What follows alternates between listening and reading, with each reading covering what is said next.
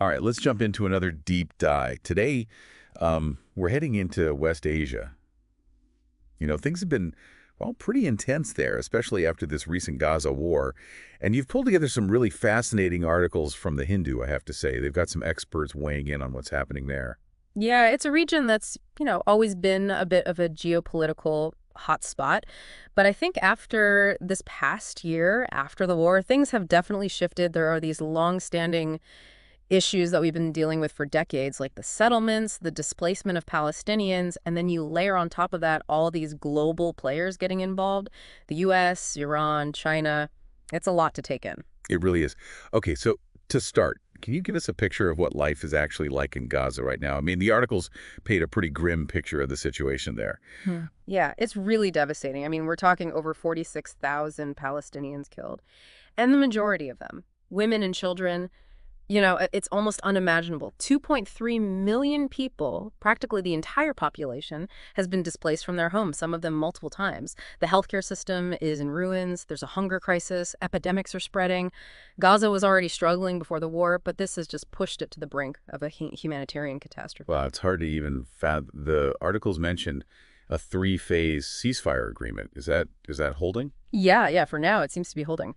The first phase involved prisoner exchanges, so Hamas released 33 hostages, and in return, Israel released about 1,000 Palestinian security prisoners. The second phase is really about solidifying the end of hostilities. But the third phase, that's where it gets interesting. That's where they're supposed to be discussing the future of Gaza, like who's going to be in charge, what will it actually look like. But given the history, all the distrust, and how we even got to this war in the first place, it's really hard to be optimistic, to be honest. Yeah, I can see why. Which, I guess, leads us to Israel's perspective, right? They're arguing that this massive military response was unavoidable. They say it was necessary to prevent future attacks, which seems like a pretty stark contrast to the picture you just painted of the situation in Gaza. It is. To understand their rationale, you have to look at this thing called the Dahiya Doctrine. You can think of it kind of like a scorched earth policy, but on a strategic level, it's about inflicting such overwhelming force, such devastating damage, that it deters any enemy from even thinking about attacking again. It's a deterrent, a way to guarantee their security in their view. I see. And the articles actually have some pretty strong quotes from Israeli officials that seem to drive this point home. Right. General Gadi Eisenkot, he was the former Israeli chief of staff, he once said that, well, from Israel's perspective, civilian areas in Lebanon weren't really civilian areas at all. He basically called them military bases. I mean, that suggests a willingness to target areas, even if there's a significant civilian presence there. So even with the potential for civilian casualties, the focus is on achieving that overwhelming response no matter what. It seems that way. Even President Herzog, who's generally considered more moderate, even he said publicly that there were no innocent civilians in Gaza, implying that the entire population is somehow complicit. And this was after Israel had ordered the evacuation of over 1 million people from northern Gaza. That's a really hardline stance. So basically, from Israel's point of view, the ends justify the means, right? That's how it appears. They believe they're surrounded by enemies, Hamas, obviously, but also Iran with their nuclear ambitions and the historical adversaries they have in the Arab world. They feel threatened, and they seem to believe that force is the only way to guarantee their survival. The October 7th attacks where over 1,200 Israelis were killed. That was a turning point. They are determined to prevent anything like that from ever happening on Israeli soil again, and they seem willing to use any means necessary to achieve that goal. It sounds like a really deeply entrenched cycle of violence. You know? But the articles also point out that all of this didn't just come out of nowhere. It's not a simple story of good guys and bad guys. Hamas, for instance. They're often portrayed as the main obstacle to peace. But is that really the whole story? Well, no, it's not that simple. They didn't just appear out of thin air. Hamas emerged in 1987, which was a full 20 years after Israel began occupying Palestinian territories. The occupation itself played a major role in the rise of Hamas. So the occupation actually predates the rise of Hamas. That's interesting. I think a lot of people don't realize that. Were they always considered a terrorist organization? Well, that's the thing. They weren't. I mean, back in the 70s and early 80s, the Islamic Center, which was the precursor to Hamas, was actually recognized by Israel as a charity. They could raise funds. They could operate openly. At that time, it was the PLO, the Palestinian Liberation Organization, led by Yasser Arafat, that Israel saw as the main threat. Okay, so Hamas wasn't always enemy number one. Yeah. What changed? Well, the PLO, their initial stance was that they rejected Israel's right to exist entirely. They wanted to liberate all of Palestine. But then, during the Oslo peace talks, Arafat made a huge concession. He recognized Israel and he agreed to a Palestinian state within the 1967 borders. Okay, that does seem like a major shift. And those borders, the 1967 borders, they encompass. Only about 22% of historical Palestine. It was a massive compromise. It was a real step towards a negotiated settlement. So what happened? Why didn't Oslo lead to a lasting peace? Well, the Oslo Accords, they ultimately collapsed, and the occupation continued. Palestinians were seeing very little improvement in their daily lives, and disillusionment with the peace process started to grow. That's when Hamas, who had always opposed Oslo, they started gaining more traction. Their message of armed resistance, it resonated with a lot of Palestinians who'd lost faith in diplomacy. And by the time the second intifada broke out in 2000, Hamas was right there at the forefront. So the lack of progress, the fact that the occupation just continued, Wow. it actually fueled the rise of a more militant group. Exactly. The absence of peace created the perfect conditions for Hamas to rise. And then you have another key player that enters the picture, Iran. Yes, Yeah. Iran. Often portrayed as the puppet master behind Hamas, funding terrorism, driving instability, that whole thing. Right. That's the common narrative. But it's important to understand the nuances here. Iran only became hostile towards Israel after the 1979 revolution. Before that, believe it or not, they were actually allies. They even collaborated on developing ballistic missiles together. Wait, Iran and Israel were developing missiles together. That's not something you hear every day. Right. It just shows you how alliances and enemies can shift so dramatically in this region. Iran's involvement in the Palestinian issue really intensified after the Oslo peace process fell apart. As Arab nations started normalizing ties with Israel, Iran kind of stepped in to fill that void, to position themselves as the champion of the Palestinian cause. And they started supporting groups like Hamas. So they saw an opportunity to increase their own influence in the region, basically taking advantage of the situation. You could say that. Their influence is very much tied to the lack of progress on peace and the perception that other Arab states are abandoning the Palestinians. And they've definitely used that to their advantage. It's fascinating how interconnected all these events are. It feels like every action has an equal and opposite reaction. No wonder it's such a complicated situation. It absolutely is. But understanding this historical background, it's crucial if we want to make sense of where things stand today. And one of the biggest questions looming over everything is the viability of the two-state solution. Right. That idea of a separate Israeli state and a Palestinian state coexisting peacefully. Is that even a possibility anymore? That's the million-dollar question. And that's what we'll explore next. So now we're getting to the heart of it all, the two-state solution. It's been like the framework for peace talks for, I don't know, forever, it seems. But after everything we just talked about, you have to wonder, is it even a real possibility anymore? Yeah, I mean, that's the question, isn't it? The question everyone's trying to figure out. And you have to remember, it's not just about drawing some lines on a map, you know?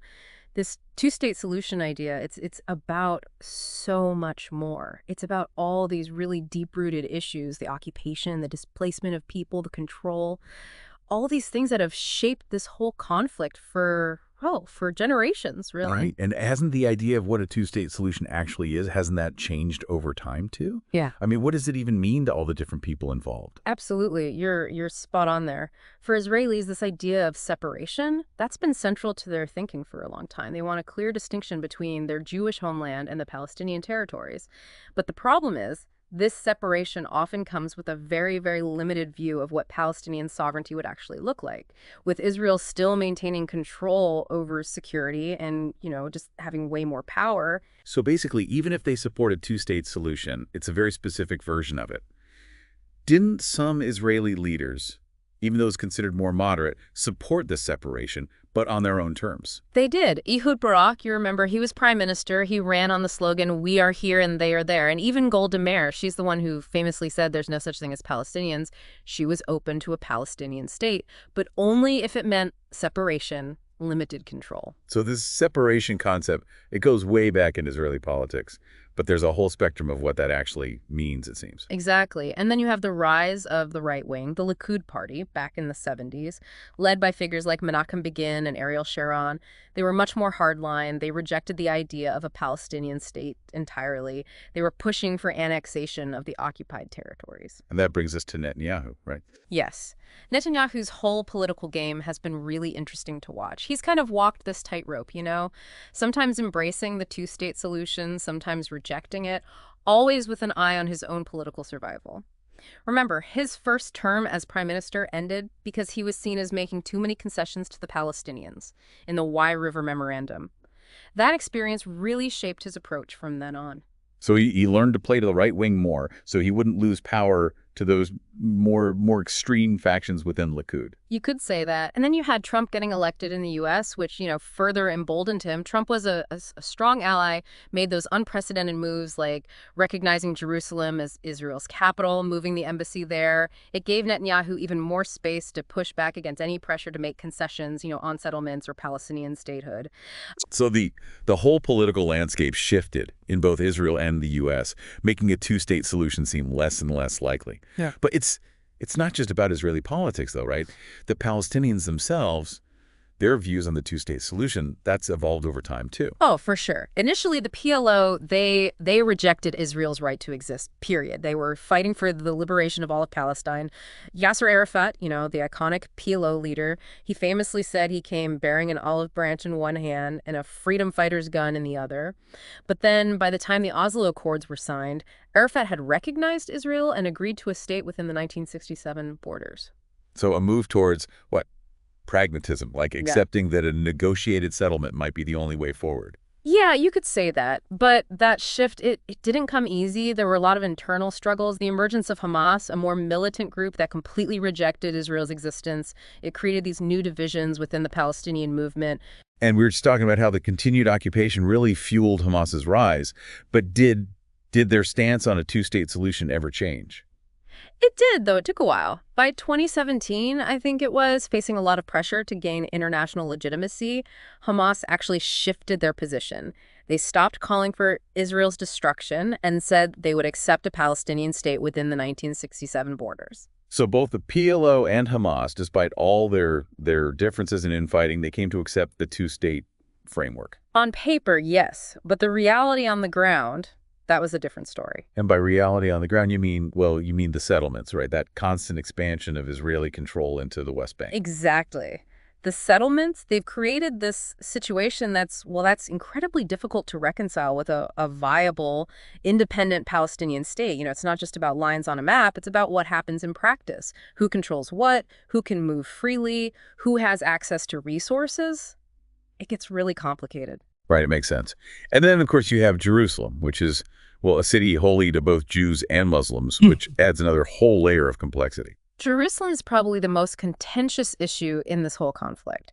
After the 1967 war, Israel basically annexed East Jerusalem. They declared the whole city their unified and eternal capital. Most of the international community, including the UN, they don't recognize this, but Israel's been very firm on their stance. And what about India? What's their take on Jerusalem? India, like most of the world, they don't recognize Israel's annexation of East Jerusalem. They've always supported a two-state solution with East Jerusalem as the capital of a Palestinian state. So you have this situation where, it's incredibly complex, right? The settlements, the barrier, the fight over Jerusalem, all of it makes this two-state solution seem more and more improbable. And then on top of that, you add all the global power shifts we were talking about earlier. It's like the ground is constantly moving under everyone's feet. It is. All those old certainties, they're gone. We're in a whole new world, a multipolar world where countries like China and Russia are stepping up, they're asserting their influence. Traditional alliances are being tested, and this recent war in Gaza, it's really exposed all those fault lines. It shows the vulnerabilities of the U.S.-led order, the opportunities for new players to come in and, shake things up. It really makes you wonder what the future holds for this whole region. Is peace, is it even possible in an environment that's this volatile and unpredictable? That's the question that, keeps everyone up at night. The challenges are immense. There's so much uncertainty about the path forward. But one thing's for sure, to even begin to navigate this, you have to understand the history, the competing narratives, what motivates all the key players. It's it's essential. I totally agree. This deep dive has been, well, it's been eye-opening, that's for sure. It's clear there are no easy answers, and it's a far more nuanced situation than what you usually see in the headlines. Exactly. And it's so important to remember that beyond all the geopolitics and the power struggles, there are real people whose lives are directly affected by all of this. Every decision, every policy, it has very real human consequences. So it sounds like this two-state solution, it's facing some pretty big challenges. You mentioned earlier that the reality on the ground makes separation almost impossible. Can we dig into that a bit more? The articles really highlight how these Israeli settlements, they've become this huge obstacle. What are the key facts we need to understand here? Well, the settlements, they've been an issue for decades, going back, way back. It's been a constant source of tension, and the UN's been clear that they violate international law.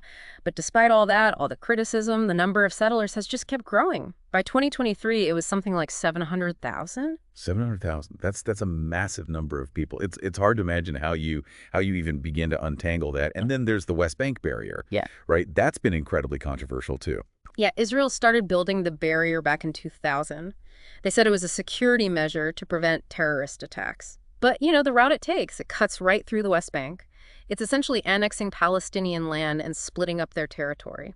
The International Court of Justice, they ruled that the barrier was illegal, but Israel's just ignored that ruling. Right. So you have the settlements, the barrier, and then, of course, there's Jerusalem, which always seems to be at the heart of this whole conflict. Jerusalem is, it's probably the most contentious issue of them all.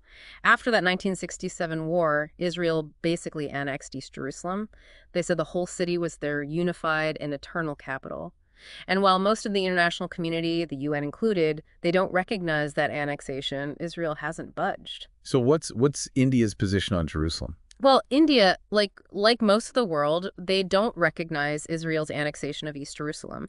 They've consistently said they support a two-state solution and that East Jerusalem should be the capital of a Palestinian state. So you've got this, it's this incredibly complex situation. Right. You have the settlements, the barrier, this fight over Jerusalem, and all of it makes the two-state solution seem less and less likely. And then you add on top of that all those global power shifts we were talking about earlier. Feels like everyone's just, trying to keep their balance while the ground is constantly shifting beneath them. Yeah, that's a good way to put it. It really is like that. All those old assumptions, those certainties, they're just gone. We're in a whole new world now, a multipolar world. China and Russia, they're stepping up. They're asserting their influence. The old alliances, they're being tested. And this war in Gaza, it's really brought all of that to the surface. It shows just how vulnerable the U.S.-led order is and how other players are ready to step in and, change the game. It makes you think, what does the future hold for this region? Is peace, is it even a remote possibility with everything going on? It's a question everyone's asking. And the truth is, the challenges are enormous. There's just so much uncertainty about the path forward. But if there's one thing that's clear, it's that to even begin to understand what might happen, you have to understand the history. You have to understand all the different perspectives, what's motivating all the key players. It's essential. I couldn't agree more. This whole deep dive, it's been really eye-opening for me. It's clear that this isn't a simple situation. There are no easy answers, and it's just way more nuanced than what you usually get from, reading the headlines or watching the news. Exactly. And I think it's important for everyone to remember that, beyond all the geopolitics and the power games, there are real people, actual human beings, whose lives are directly impacted by all of this. Every decision that gets made, every policy, it has real consequences for them. That's a really important point to end on. This deep dive has definitely given me a lot to think about. And I hope everyone listening, I encourage you all to keep learning about this, keep asking questions, and keep exploring. Thanks for joining us.